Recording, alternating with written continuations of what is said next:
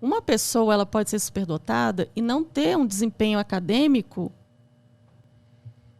que chame a atenção. Olha, eu já atendi paciente superdotado que me falou o seguinte: Carol, era assim um suplício tão grande, um desafio tão grande para mim ficar naquela escola. Assim, a escola não fazia sentido.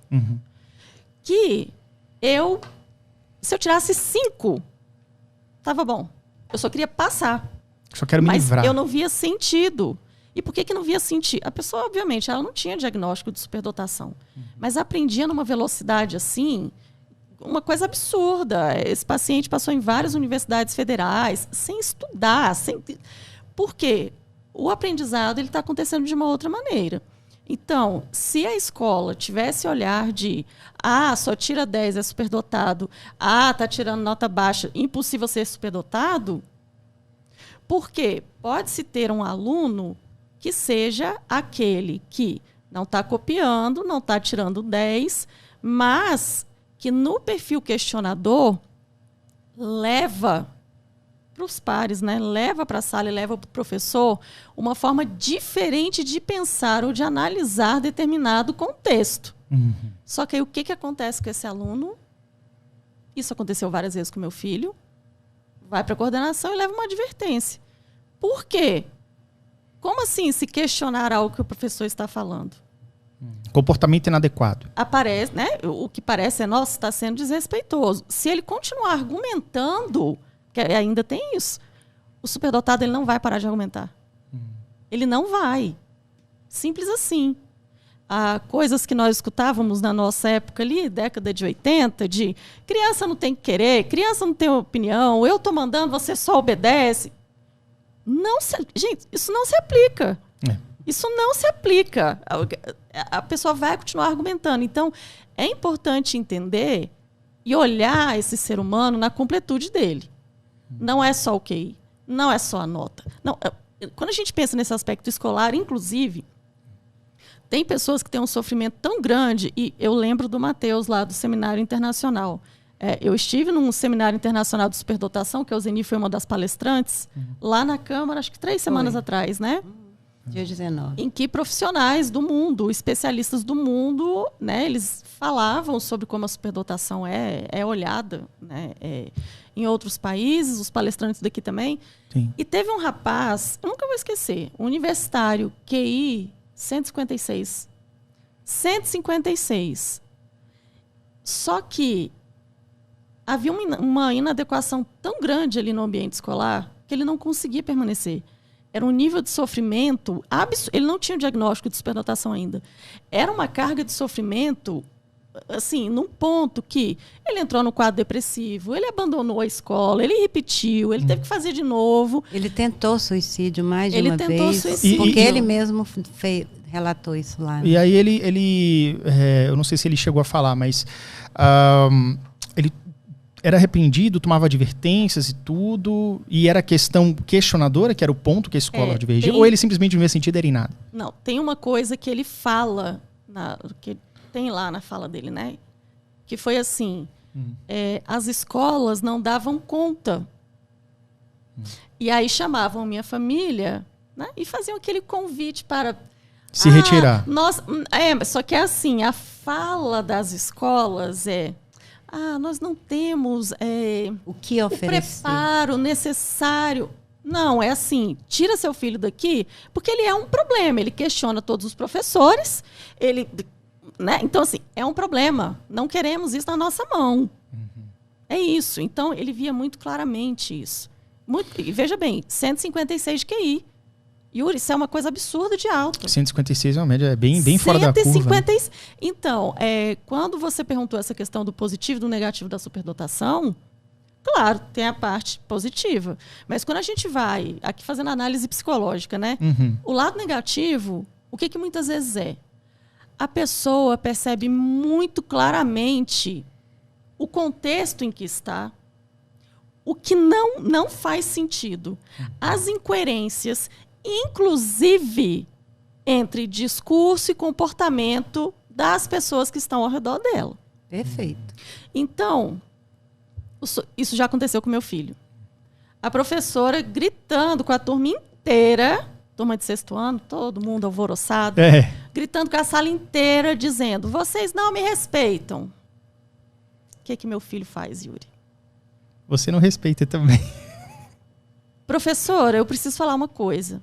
Você está exigindo o respeito dos seus alunos, mas você mesma não respeita. Foi para coordenação. Óbvio, foi para coordenação. Chegando na coordenação, ele tentou argumentar. Mas não é isso. Ela não estava respeitando, mas ela está querendo respeito. Esse é o pensamento lá da década de 80 que a gente veio. O professor fala, você cala a boca e pronto. Tá, mas até o professor, ele erra. Ele erra. Né? E eu sinto também uma questão aqui. Essa dor do aluno, que também passa pela dor do professor. Porque o professor não mandaria o aluno embora da sala se ele não tivesse algum motivo para isso. Um motivador. Não estou dizendo que ele tem razão, mas ele tem um motivador. Sim. Aí o que eu penso, nesse cenário que existe conflito, porque o professor muito provavelmente foi incoerente, estava desrespeitando e cobrando respeito. Ora, acendeu o alerta do aluno, ele falou, não, peraí, tá errado isso daqui. Nesse caso, caberia uma habilidade do professor de dizer assim, vamos supor, Joãozinho, tudo bem, Joãozinho, você tem razão, mas ainda assim eu preciso dar aula, preciso cumprir meta de horas de aula, fica quietinho aí pra gente poder continuar, porque se continuar esse bate-boca aqui até o final da aula, é menos uma aula que eu vou conseguir dar. No mundo perfeito, seria isso. Só que quando pensamos no sistema de educação aqui do Brasil especificamente, é uma coisa ainda que, pelo menos na minha percepção, vai demorar muito. Porque, de fato, os diagnósticos de crianças superdotadas têm chegado, porque se fala mais sobre isso. Boa parte das escolas não tem entendimento do que seja a superdotação, não tem preparo para lidar com aquele aluno superdotado. E ainda tem um detalhe muito importante, principalmente quando a gente vai para a rede pública de educação, que aí é o sistema, né? Existe na particular também, mas a pública. Eu já tive pacientes, professores da Secretaria de Educação, e há muito sofrimento por trás. Porque muitas vezes o professor ele vai entrar ali, aquela coisa assim, meio utópica, né? Eu vou ensinar, é a minha vocação. Alguns, outros estão fazendo ali, eu não sei o que estão fazendo ali. Tem alguns que... não, gente, você vê claramente que não é a porque, função dele. Assim, então, pessoal que está me assistindo, por favor, deixa eu esclarecer a minha fala. Porque de vez em quando entra gente lá no meu direct, assim, que não gosta muito das coisas que eu falo. Então, deixe-me explicar. Quando eu digo isso, existem pessoas que vão entrar na área da educação porque querem. É uma coisa intuitiva. Eu quero ensinar, eu quero ajudar, eu quero construir pessoas. Tem outras pessoas que não tem opção nenhuma e vão para lá. Isso é um fato. E eu não vou dizer outra coisa. Sinto muito, não vou dizer. Inclusive, é muito triste uma crença que a gente tem aqui, que quem vai para fazer o curso de pedagogia é porque não passou mais em nenhum vestibular. É tão mal, mal visto, né? É mal valorizado. Pois é, aí chegamos no ponto. No sistema aqui do Brasil, professores são pouco remunerados. Professores não são respeitados, no geral, pela cadeia de comando. Muitas vezes o professor não tem recurso para fazer as atividades que ele até gostaria de fazer. Gostaria. E aí, ou a pessoa sai desse sistema, vai trabalhar com outra coisa, ou a pessoa que não tem como, ela permanece nesse sistema, só que ela vai adoecendo. Aí começam os afastamentos, começam quadros de depressão, começam quadros de burnout. E aí o que vai acontecer com essa escola? Uma equipe adoecida. Aí vai vir um estudante superdotado. Você está pedindo respeito, mas você não respeita.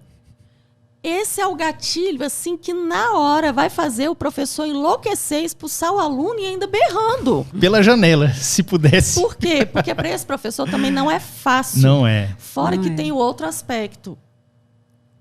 De onde veio esse professor? Como que ele foi educado? Que valores ele recebeu? Porque se ele foi uma pessoa que cresceu ouvindo essa de criança fica calada, abaixa a cabeça, escuta... Ele vai reproduzir Meu isso. Deus! Agora, se foi um professor que cresceu sendo inserido ali, sendo ouvido, se posicionando, talvez ele tenha uma fala como essa que você disse, né? Eu vou até além. De olhar para o aluno, aí lá vou eu com as minhas utopias, né? Olhar para o aluno e pensar, nossa, vou usar esse poder argumentativo desse garoto e inseri-lo em atividades aqui, porque ele vai ser uma liderança. Só que isso é o mundo de Carolina, o mundo de mente de Carolina. Esse não é o mundo que acontece aqui.